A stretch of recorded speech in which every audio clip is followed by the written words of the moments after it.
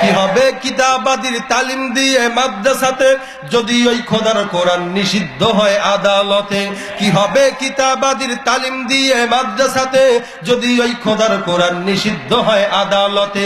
কাফনের কাপড় মাথায় ময়দানে আয় ছুটে আয়, কাফনের কাপড় মাথায় ময়দানে আয় ছুটে আয়, বিলিয়ে দে না তোদের জীবনটাকে। কি হবে বেঁচে থেকে অযথা বিদ্যা শিখে যদি না গড়তে পারি শোষণবিহীন সমাজটাকে? কি হবে নামাজ রোজা ইমানদারির বড়াই করে যদি ওই খোদার কোরআন নর্দমাতে থাকে পড়ে?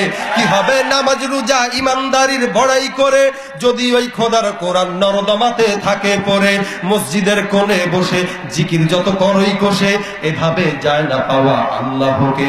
কি হবে বেঁচে থেকে অযথা বিদ্যা শিখে যদি না গড়তে পারি শোষণবিহীন সমাজটাকে?